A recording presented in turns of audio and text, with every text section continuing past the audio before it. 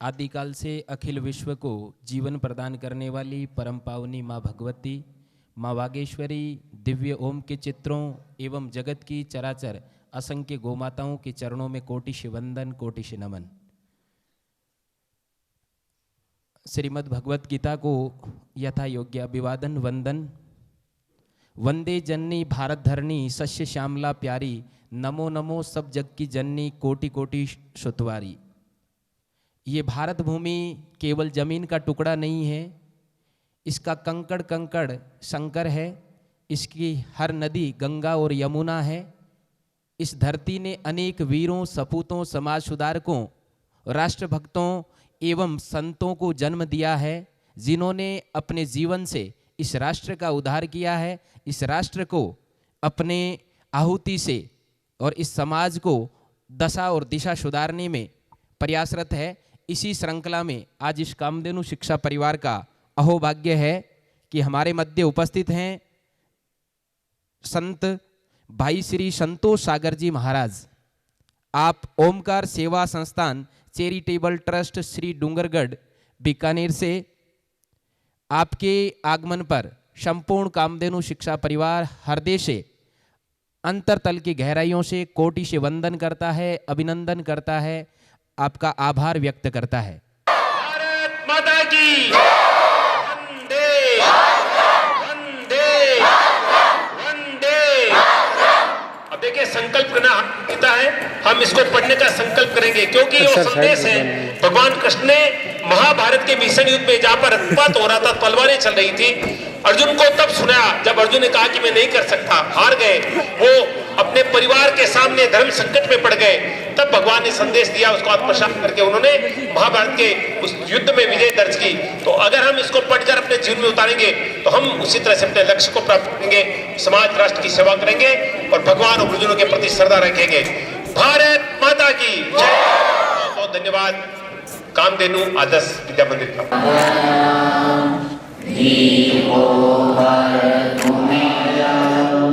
ब्रह्म ज्योति नमोस्तुते, ब्रह्म ज्योति प्रदीपाय, गुरु ज्योति नमोस्तुते। थोड़ी युवाओं वाली जोर लगाओ, बोलो भारत माता की जय। प्रधानाचार्य जी, सभी शिक्षकगण, सभी प्रबुद्ध जन और मेरे सामने विराजमान सभी मेरे युवा भाई बहन, ज़्यादा समय मैं नहीं लूँगा, पर जो 15-20 मिनट का समय आपको अभी मिल रहा है, इसको आप बड़े ध्यान से सुनेंगे, क्योंकि इस दुनिया में सबसे बड़ा वेलफेयर यही माना गया है कि कोई एक अच्छी बात जो हमारे जीवन में क्रांति ला दे, वो एक बात कहीं से हमको मिल जाए। तो ये सत्र जो है 15-20 मिनट का, ये उन युवाओं और बालकों के लिए है, उन विद्यार्थियों के लिए है जो अपने जीवन में सफल होना चाहते हैं, आगे बढ़ना चाहते हैं, कुछ बनना चाहते हैं। तो पहला क्वेश्चन मेरा आपसे ही रहेगा, आप सब आगे बढ़ना चाहते हैं, कुछ बनना चाहते हैं? मुंगेरी लाल वाला सपना है? मुंगेरी लाल के सपने देखे हैं क्या आपने, सुने हैं? वो दिन में भी 40-50 सपने देख लेता था कि मुझे ये बनना है, वो बनना है। आज किसी भी बच्चे से पूछो कि तुझे क्या बनना है, तो आईपीएस आईएएस से नीचे की बात ही नहीं करता। क्या बनना, बोले आईएएस बनना है। क्या बनना, बोले आईपीएस बनना है। इसको कहते हैं मुंगेरी लाल के सपने। क्या कहते हैं? क्योंकि हमें ये पता नहीं होता है कि जो स्वप्न हमने देखा है उसको उस तक पहुंचने के लिए हमको कितनी मेहनत करनी पड़ती है, उसके लिए कितनी जागरूकता की आवश्यकता है। तो आज कुछ सूत्र ऐसे हैं, अगर उन सूत्रों को आपने अपना लिया तो मैं सब शिक्षकों के सामने आपको गारंटी लिख करके जाता हूं कि जो आपने सीखा है, जो भी बनना आप चाहते हैं, वो आप बन जाएंगे। दुनिया की कोई ताकत नहीं है। ग्लास कहते हैं, ये कुर्सी है, आंख से दिख रहा है और कान से सुनाई दिया, किसको क्या कहते हैं? कुर्सी कहते हैं। कान से सुना है और आंख से देखा है, हमें पता पड़ गया कि इसको कुर्सी कहते हैं। इसको इंद्रिय जनित ज्ञान कहते हैं। वस्तु को देखना और उसके नाम को सुनना, तो हमें पता पड़ जाता है कि यार ये कुर्सी है, ये माइक है, ये बैग है। इसको इंद्रिय जनित ज्ञान कहते हैं। उसके बाद जब आप आते हो स्कूल, स्कूल में आकर के आप बुद्धि जनित ज्ञान प्राप्त करते हो। हमने इंद्रियों से देखा कि सूर्य उदय होता है और सूर्य अस्त होता है। दिखता है ना रोज, बोलो ना, सूर्य उदय होता है और सूर्य आंख से दिख रहा है, कान से रोज सुनते हैं कि सूर्य उदय हो रहा है, अस्त हो रहा है। मैं आपसे जानना चाहूंगा, जो 9th से 12th के बच्चे हैं, 12th के बच्चे कहाँ हैं? 12वीं क्लास के बच्चे पीछे बैठे, 11वीं के, 10th, आप सब बताएं, सूर्य उदय अस्त होता है? सोचो थोड़ा, सूर्य उदय अस्त होता है क्या? है? कौन बोला नहीं? नहीं कौन बोला? मेरा सीधा सा प्रश्न है, सूर्य उदय अस्त होता है क्या? होता है? नहीं होता? नहीं होता? एक बात बोलो ना, होता है कि नहीं होता? नहीं होता है। कौन बोल रहा है मुझे तो ये बताओ। नहीं होता कौन बोला? इधर से आवाज आई, अब बोल नहीं रहा है। सूर्य उदय अस्त नहीं होता है। पृथ्वी, यही होता है ना? यही होता है, तो आपने बोला क्यों नहीं? सूर्य उदय अस्त नहीं होता, पृथ्वी घूमती है। इंद्रिय जनित ज्ञान कहते हैं कि सूर्य उदय हो रहा है, अस्त हो रहा है, क्योंकि दिख रहा है। वो कभी रात होती है, दिन होती है, उदय अस्त होता दिख रहा है। पर बुद्धि जनित ज्ञान क्या कहता है? बुद्धि क्या कहती है? सूर्य उदय अस्त नहीं हो रहा है, पृथ्वी उसके बाहर से चक्कर लगा रही है, घूम रही है। आप एक कांच का गिलास भरिए पानी का और उसमें एक चम्मच डाल दीजिए, आप देखेंगे पानी के अंदर में जो चम्मच का हिस्सा है वो आपको मोटा दिखाई देने लगेगा। होता है ऐसा? बोलो ना। टेढ़ा भी हो जाता है पानी में जाने के बाद में। वो आंखें क्या दिखा रही है कि पानी में जाते ही चम्मच क्या हो गया? मोटा हो गया, टेढ़ा हो गया। कौन दिखा रहा है? पर बुद्धि क्या कहती है? चम्मच मोटा हो गया क्या पानी में जाने के बाद? टेढ़ा हो गया क्या? नहीं हुआ ना। इसको कहते हैं बुद्धि जनित ज्ञान। जब आप स्कूलों में आकर के पढ़ते हो और जितनी स्टडी आप करोगे, आप नर्सरी से लेकर कोई LLB, MBA, IIT, IIM, MBBS, कितने कितने कोर्स, कितनी कितनी डिग्रियां आप लेते रहेंगे, उतनी आपका बुद्धि का लेवल बढ़ता जाएगा। अब आज मैं जो आपसे बात करने आया हूं वो इंद्रिय जनित ज्ञान की और बुद्धि जनित ज्ञान की नहीं करने आया हूं। मैं आज तीसरे लेवल की बात करने आया हूं, जो सफलता का घोतक है और इस दुनिया में 15-20% लोग ही उसको जान पाते हैं, और वही लोग इस देश का, राष्ट्र का या ब्रह्मांड का क्यों न कहे, उसका नेतृत्व करते हैं। और उस ज्ञान को कहते हैं आत्मज्ञान। क्या कहते हैं? तो बुद्धि जनित ज्ञान तो हमें घर से, परिवार से, आसपास सबसे मिलता है। इंद्रिय जनित ज्ञान, बुद्धि जनित ज्ञान हमें स्कूलों में किताबों से मिल जाता है। आत्मज्ञान किसे कहते हैं और आत्मज्ञान का स्रोत क्या है और आत्मज्ञान होने से मिलता क्या है? मैं एक कहानी सुनाऊं आपको, है? आपको इतने बच्चों को धूप लग रही है ना? नहीं लग रही? एक बहुत बढ़िया कहानी सुनाता हूं, ध्यान से सुनना, मजा आ जाएगा आप लोगों को। एक बार एक अंग्रेज आ गया भारत में, तो किसी ड्राइवर के साथ में वो जा रहा था, तो बीच रास्ते में कार खराब हो गई। तो ड्राइवर ने कहा कि सर प्लीज आप थोड़ा सा इधर रुकिए, मैं थोड़ा कार को ठीक कर लेता हूं। तो अंग्रेज गाड़ी से उतर गया। घना जंगल था तो वो टहलने लगा। तो अंग्रेज उतर के जंगल में टहलने के लिए गया, तो वहीं जंगल में एक उल्लू पेड़ पर बैठा था। उल्लू ने अंग्रेज को देखा। उल्लू देखा है आपने कभी? है? अपने आसपास बहुत मिल जाते हैं ना, उल्लुओं की कमी थोड़ी है। हाँ, तो उल्लू को आप, उल्लू कैसे बोलता है? कोई बता सकता है? उल्लू कैसे बोलता है? बोले महाराज हम उल्लू थोड़ी हैं। तो उल्लू जो है वो हु करता है, हु करता है। तो अंग्रेज आया और अंग्रेज को देखते ही उल्लू ने कहा हु। अंग्रेज ने सोचा कि कोई मुझसे पूछ रहा हु आर यू। उल्लू ने कहा हु। अंग्रेज ने सोचा कि कोई पूछ रहा है हु आर यू। अंग्रेज ने कहा आई एम पीटर। उल्लू ने फिर कहा हु। अंग्रेज ने देखा यार नाम तो बता दिया, फिर ये क्या पूछ रहा है। तो उसने सोचा कि ओहो शायद मेरे पापा का नाम पूछ रहा है। तो उसने कहा माय फादर नेम जॉनसन। अब उल्लू तो उल्लू ने फिर कहा हु। अंग्रेज ने देखा कि मेरा नाम बता दिया, बाप का नाम बता दिया, फिर भी पूछ रहा है। ओह लगता है मेरा गांव का नाम पूछ रहा है, आई एम फ्रॉम जर्मनी। अब उल्लू ने फिर कहा हु। अंग्रेज ने सोचा मेरा नाम बता दिया, बाप का नाम बता दिया, काम बता दिया, फिर भी पूछ रहा हु। अब उसने अपना बिजनेस भी बता दिया। अब उल्लू ने फिर कहा हु।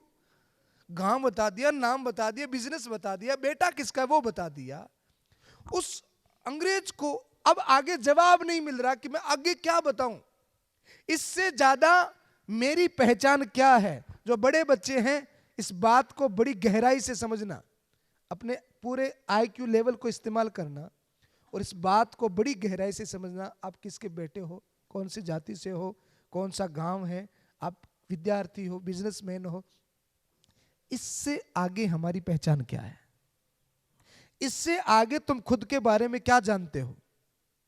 ये जो 5-4 पहचान है, बिजनेसमैन, फलाना का बेटा, फलानी जाति का, फलाना गांव का, इन 5-4 पहचानों को निकाल दो। इससे आगे तुम क्या हो, इससे आगे का चिंतन करिए कि इससे आगे तुम क्या हो। इससे आगे की जो शक्ति है, इससे आगे का जो ज्ञान है, इसको निकालने के बाद जो चीज स्टार्ट होती है उसको आत्मज्ञान कहते हैं। क्या कहते हैं? आत्मज्ञान।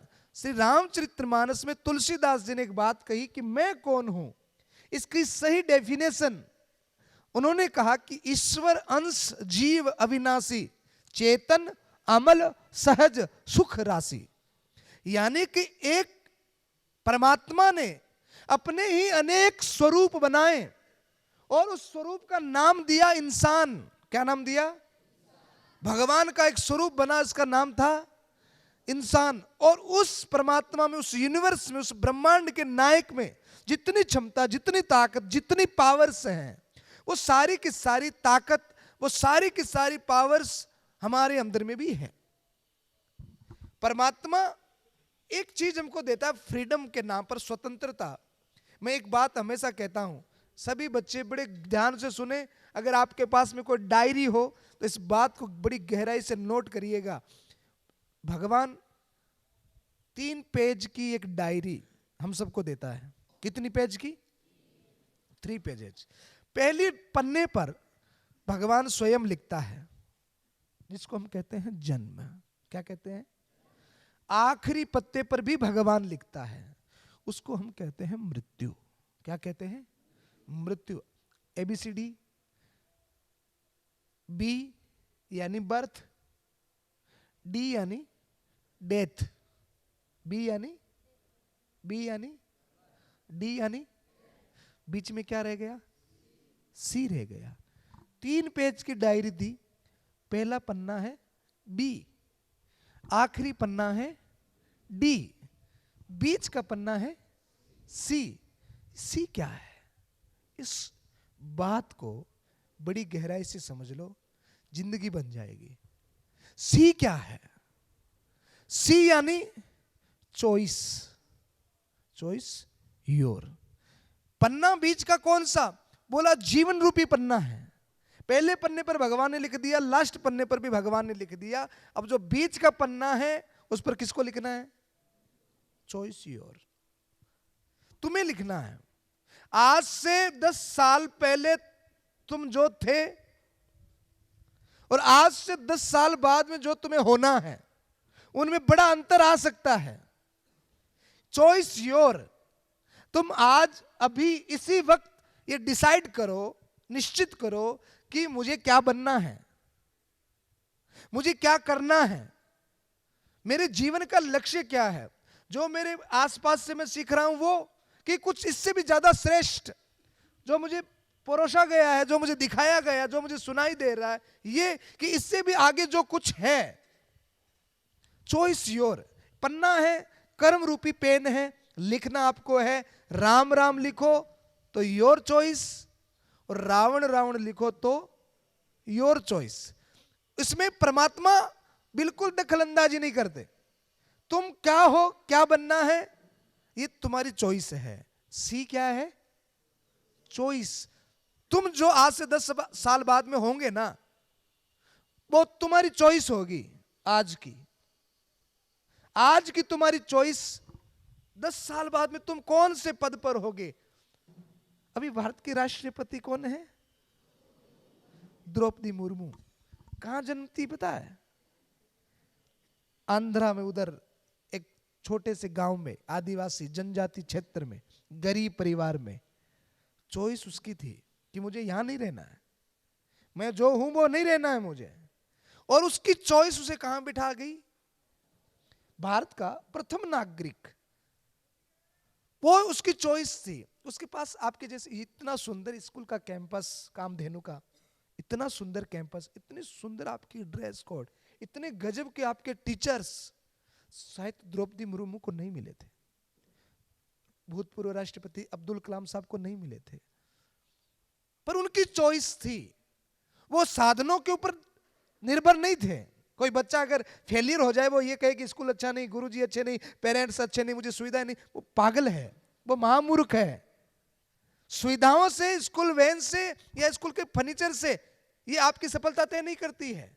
चॉइस योर, कि आपको बनना क्या है। और उस स्वप्न के साथ जब बालक रात दिन मेहनत की भट्टी में अपने आप को तपाता है, तब जाकर के वो हीरा बनता है, तब जाकर के वो गोल्ड बनता है। समझ में आ रही है ना मेरी बात? Choice your. और उस चॉइस को आत्मसात करने के लिए, उसको प्राप्त करने के लिए मैं आज आपको एक बहुत बड़ा मंत्र देके जा रहा हूं। और ये मंत्र सिर्फ उन्हीं बालकों के लिए है जो अपने जीवन में वास्तव में सफल होना चाहते हैं। एक गजब का मंत्र दे रहा हूं, लेना चाहेंगे आप कि रहने दो? लेना है तो आप मेरे पीछे पीछे एक लाइन दोहराएंगे। बेटियां भी सुनाई दे रहा आपको? बच्चों, बेटियां साइड में बैठी हैं, आप इस मंत्र को दोहराना। आपको भी केवल पापा की परी नहीं बनना है, आपको भी बहुत आगे बढ़ना है। तो सभी मेरे साथ में बोलेंगे, आहार शुद्धो सत्व शुद्धि, आहार शुद्धो सत्व शुद्धि। अब अपने से बोलिए, आहार किसे कहते हैं? भोजन को। और भोजन हमारे शरीर में 3 तरीके से, 3 जगह से पहुंचता है। भोजन का मतलब केवल रोटी से नहीं है, आहार का मतलब केवल रोटी से नहीं है। जिससे भी हमारे शरीर में पोषण आता है, जो भी हमारे शरीर में ऊर्जा प्रदान करता है, वो सब हमारा भोजन है। समझ में आ रही है बात? आहार हमारे शरीर में 3 जगह से जाता है। सबसे पहला मुख से। ये महामंत्र है, आप इसको छोटी बात बिल्कुल नहीं समझेंगे। ये आपका आत्मज्ञान, आपका आईक्यू लेवल, आपका बौद्धिक लेवल, आपका स्तर ऊंचा करती है। पहला आहार, आप सुबह से लेकर शाम तक मुख से क्या खा रहे हो?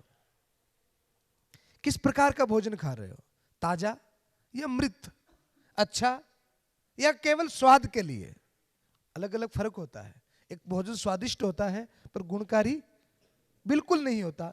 एक भोजन जो शायद स्वादिष्ट उतना नहीं होता पर गुणकारी बहुत होता है। आपको उस पर स्टडी करनी है कि ऐसी कौन सा भोजन है जो मेरी बुद्धि के लेवल को, मेरे शरीर की ऊर्जा को, मेरे चेहरे के तेज को, मेरी कांति को बढ़ाता है। उस प्रकार का आहार आप लीजिए। दूसरा, आंख से। आंख से आप आहार लेते हैं रोज, जिसका इफेक्ट सीधा सीधा आपकी बुद्धि पर पड़ता है। सीधा इफेक्ट बुद्धि पर पड़ता है। आप आंख से क्या देख रहे हैं, किस प्रकार की चीज देखना आप पसंद करते हैं। यहाँ स्कूल कैंपस में जो बच्चे हॉस्टल में रहते हैं उनके पास मोबाइल नहीं होगा, ये आपको बहुत बड़ा बेनिफिट है। आप कल्पना ही नहीं कर सकते कि आपको कितना बड़ा फायदा है ये। अगर वही मोबाइल आपके पास में होता है यहाँ हॉस्टल में, तो आपकी जिंदगी के और स्कूल के पर डे के 5-4 घंटे आपके रोज खराब हो जाते। जो आप यहाँ जिस चीज के लिए आए हो शायद वो आप नहीं कर पाते। तो एक बार स्कूल परिवार को आप सबको धन्यवाद देना चाहिए कि यहाँ पर मोबाइल अलाउड नहीं है। बहुत बड़ी बात है ये।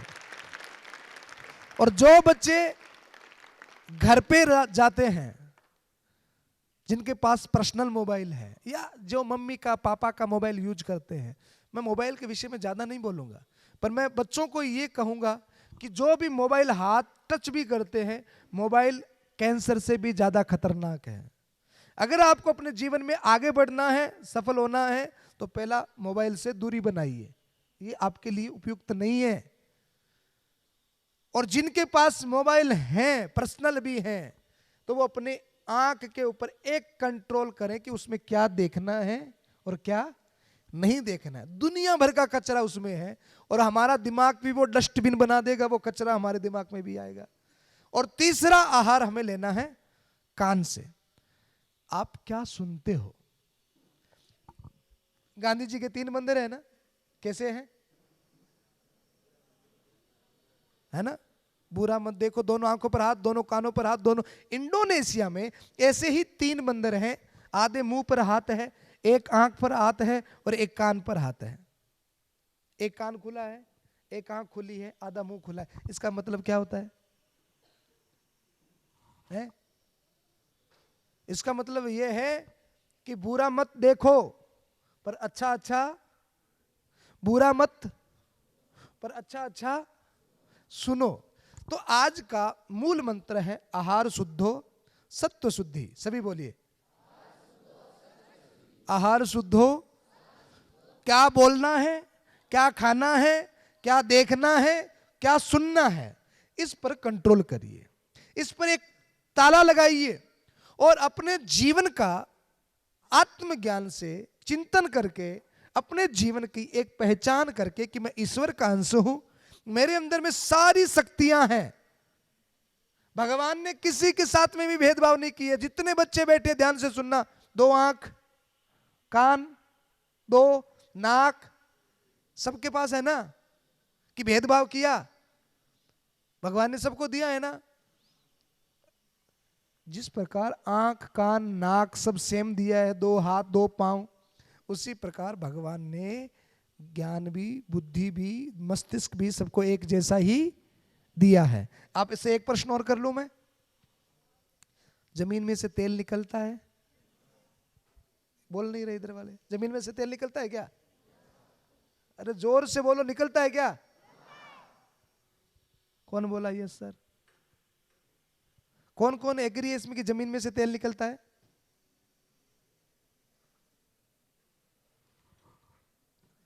जमीन में से ही तो निकलता है तेल, तो आप एग्री क्यों नहीं है? हाथ ऊपर क्यों नहीं हो रहे आपके? कॉन्फिडेंस लेवल 0 है आपका। मेरा सीधा सा प्रश्न, जमीन में से तेल निकलता है क्या? निकलता है ना? जमीन में से घी भी निकलता है क्या? नहीं निकलता। पक्का? श्योर? घी कहां से निकलता है? गाय से। गाय से कैसे? गाय क्या खाती है? घास। घास कहां से आता है? तो घी कहां से निकला? निकला ना? गाय दूध देती है, दूध घास से बनता है और घास जमीन में से बनती है। यानी कि आपके पास इस बुद्धि में इतनी उपज है, इस बुद्धि जमीन की तरह है। इसमें जो लगाओगे ना, जमीन में आप आम का पेड़ लगा दो वो भी उग जाएगा, और जमीन में आप अफीम का पेड़ लगा दो वो भी उग जाएगा। हमारी बुद्धि का स्तर भी वही है, ये जमीन की तरह उपजाऊ है। आप इसमें जो बोओगे वही एक दिन क्या बन जाएगा? वृक्ष बन जाएगा। इस जमीन में, मस्तिष्क रूपी जमीन में आज आप जो बीज डालोगे एक दिन यही क्या बन जाएगा? वृक्ष बन जाएगा। इसलिए आज चिंतन करके इसमें एक अच्छी चीज डाले, एक पॉजिटिव चीज डाले, एक अच्छा विचार डाले। आज आत्मज्ञान का स्रोत मैं आपको देने के लिए आया हूं ताकि आप सफल हो जाओ, आप आगे बढ़ जाओ और मेरा एक लास्ट एंड फाइनल क्वेश्चन, क्योंकि मुझे भी धूप लग रही है और आपको तो काफ़ी देर से आप बैठे हैं, लास्ट एंड फाइनल क्वेश्चन मैं आपसे पूछता हूँ, उसका आप जवाब दीजिएगा और फास्टली जवाब देना है, ऐसे मौन मौन ऐसे नहीं अच्छा लगेगा, फास्टली जवाब देना है। देंगे आप सब लोग? मेरा प्रश्न यह है कि 10 लाख रुपए का चेक भरना हो तो कितना जीरो लगेगा? फटाफट बोलो। 7 जीरो लगेगा। कितना लगेगा? कौन कौन एग्री है 7 जीरो में? हाथ तो हमें ऊपर करना ही नहीं है। कितना जीरो लगेगा?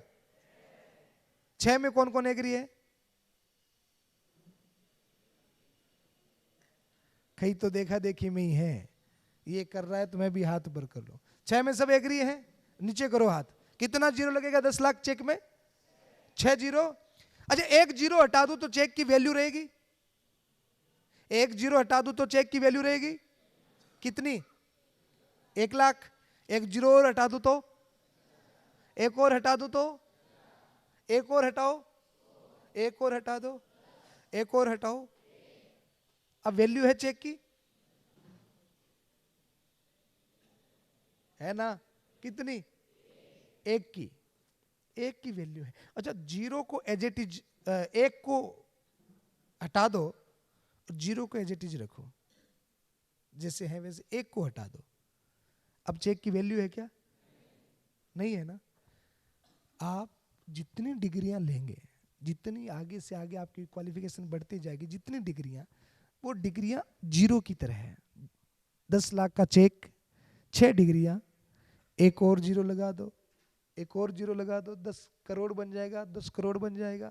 डिग्रियां लगाते रहो, जीरो लगाते रहो, वैल्यू को बढ़ाते रहो। पर आधार क्या है? 1 है। उस 1 का आधार आत्मज्ञान है। आपके पास धन बहुत है, आपके पास में बल बहुत है, आपके पास में बुद्धि बहुत है, पर आपके पास में अगर मनोबल नहीं है, आत्मज्ञान नहीं है, तो वो सारी की सारी चीजें बेकार हो जाएगी। मनोबल की वृद्धि हमें करनी है, संस्कार और संस्कृति की वृद्धि हमें करनी है, एक ऐसे बीज का आरोपण करना है जो आगे जाकर के विशाल वृक्ष बन जाए। आप हजारों किताबें पढ़िए, खूब ज्ञान लीजिए, मल्टी टैलेंटेड बनिए, पर आज आपको आत्मज्ञान प्राप्त, मनोबल प्राप्त करना है। तो मैं आज एक चीज आपको बताने आया हूं। भगवत गीता किस किस के घर में है? भगवत गीता किस किस के घर में है? सबके घर में है। किसी ने पढ़ा है आज तक इसको? कोई आप में से ऐसा कोई है जो गीता के 1 श्लोक 2 श्लोक मुझे सुना सके?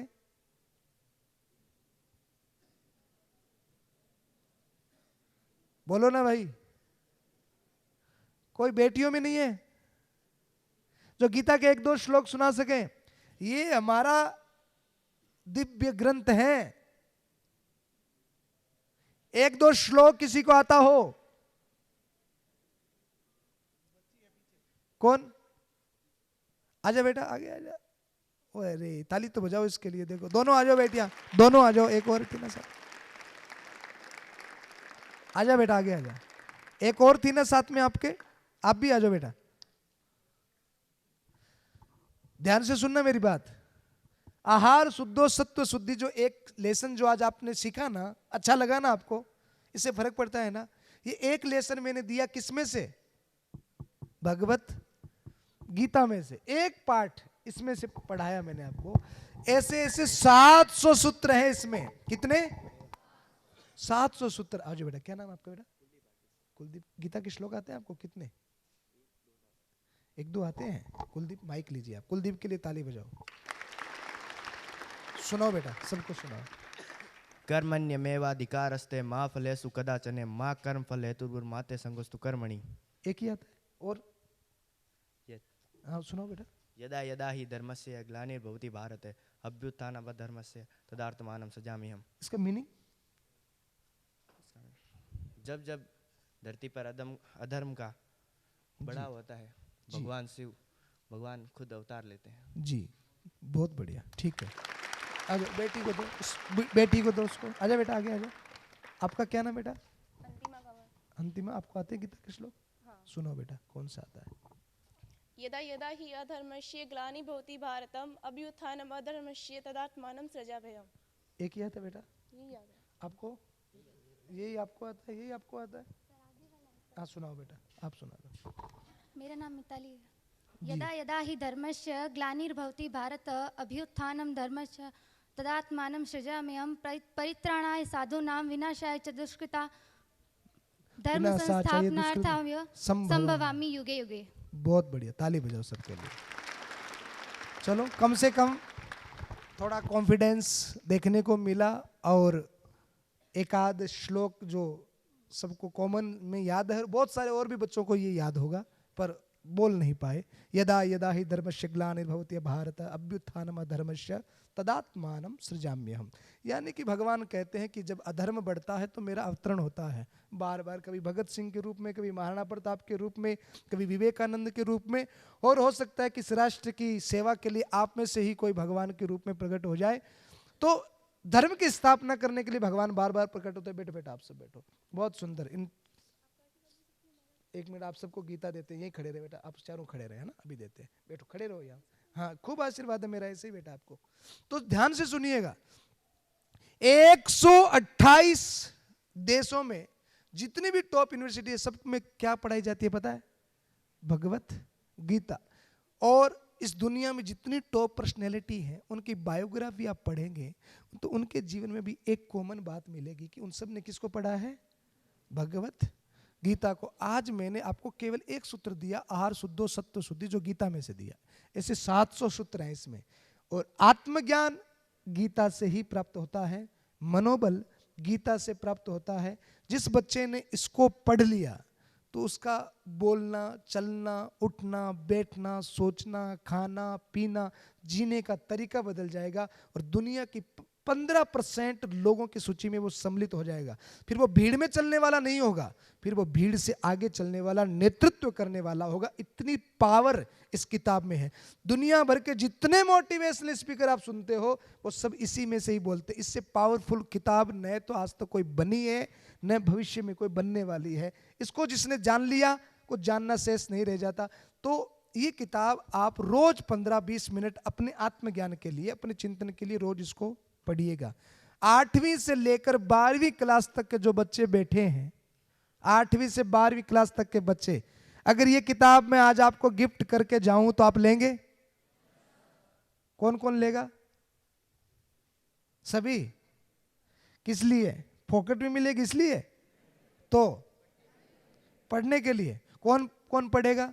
प्रॉमिस के लिए दोनों हाथ ऊपर करने पड़ते हैं। सबकी फोटो ले लेना भैया। सब पढ़ोगे? पक्का? नीचे करो हाथ। ये नहीं हो कि कल क्लास में आओ और सर पूछे कि होमवर्क किया, बोले सर मैं तो गीता पढ़ रहा था। ऐसा मत करना। और इसको रखोगे कहां? कहां रखोगे? हैं? नहीं, गड़बड़ हो जाएगी। अब स्कूल की किताबें मंदिर में रखते हो क्या? आप इसको स्कूल बैग में रखेंगे। और आप ये समझ लेना कि दुनिया का सबसे पावरफुल चीज आपके पास में है। हमारे आदरणीय प्रधानमंत्री नरेंद्र जी मोदी जब भी किसी पर्सनैलिटी से मिलते हैं तो क्या गिफ्ट करते हैं पता है? भगवत गीता। वो कहते हैं कि हमारे पास इससे ज्यादा पावरफुल कोई चीज दूसरी नहीं है। तो ये दुनिया की वो औषधि है, वो ताकत है जो आपको ऊंचे लेवल तक लेकर के जा सकती है, आपके आत्मबल को हिमालय के जैसा बड़ा कर सकती है। तो आप सब पढ़ेंगे? पक्का वाला प्रॉमिस?